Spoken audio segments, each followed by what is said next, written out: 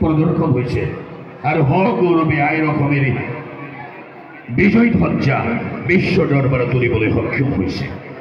কিন্তু এই ভাওনার ঊর্ধ্বমুখী যাত্রা আমি এই যাত্রার ধারাবাহিকতাটো অক্ষুণ্ণ ৰাখিবৰ বাবে আমি সকলোৱে চেষ্টা কৰিবই লাগিব, নহ'লে কিন্তু ভৱিষ্যত প্ৰজন্মই আমাক সহস্ৰ প্ৰশ্ন কৰিব।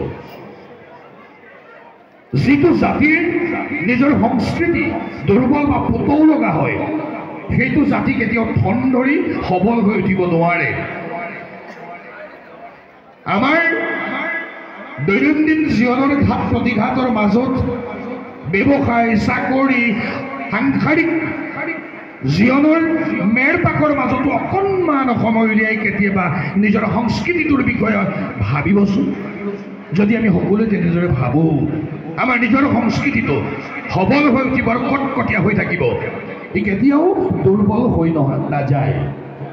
সেই বৈষ্ণৱপ্ৰাণে আজি আপোনালোকৰ সন্মুখত এই মহামায়া মহিলা নাট্যৰ গোষ্ঠীটিয়ে প্ৰদৰ্শন কৰিব স্বনামধন্য নাট্য ৰূপকাৰ স্বৰ্গীয় গণেশ গগৈদেৱৰ কালজয়ী শকুনিৰ প্ৰতিশোধ। আপোনালোক সবে এই নাট্যৰ গোষ্ঠীটোক আশীৰ্বাদ কৰক, তেওঁলোকে যাতে আজি সুন্দৰ প্ৰদৰ্শন আগবঢ়াব পাৰে, ভৱিষ্যতেও তেওঁলোকে আৰু আগুৱাই যাব পাৰে, তাৰ বাবে আশীৰ্বাদ কৰিব। আমাক আজি যি উদ্বোধনৰ দায়িত্ব অৰ্পণ কৰিছিল, এই আপাহতে আমি জনাওঁ যে এভাগী ভাওনা উদ্বোধন কৰাৰ সাহস বা আমাৰ যোগ্যতা নাই, কাৰণ গুৰুজনাই তাহানিতেই ভাওনা উদ্বোধন কৰি গৈছে। ভৱিষ্যতৰ দায়িত্ব দি থৈ গৈছে আমাৰ পূৰ্বৰংগ অৰ্থাৎ গায়ন বায়নক।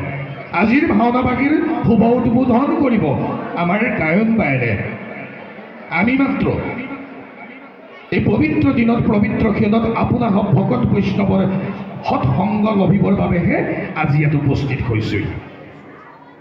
ভাওনা চাবলৈ অহা ৰাইজক দীঘলীয়া বক্তব্য কৈ মই আপোনালোকৰ ওচৰত অপৰাধী হ'ব নোখোজোঁ, মাত্ৰ এটি কথাই কওঁ, এই মহামায়া মহিলা নাট্য গোষ্ঠী এই অংকুৰ মাথো আপোনালোকৰ আশীৰ্বাদে ইয়াক বটবৃক্ষলৈ ৰূপান্তৰ কৰিব।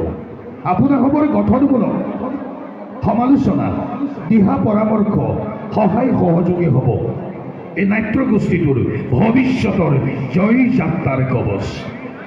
সদুশেষত সমূহ বৈষ্ণৱপ্ৰাণ ৰাইজৰ চিৰতত সেৱা জনাই, গুৰুজনাৰ পদপান্তত সহস্ৰ কোটিবাৰে সেৱা জনাই আমাৰ এই শুভেচ্ছামূলক বাৰ্তাৰ ইমানতে জমনিকা পেলাইছোঁ। জয় গুৰু শংকৰ, জয় ভাওনা সংস্কৃতি, জয়।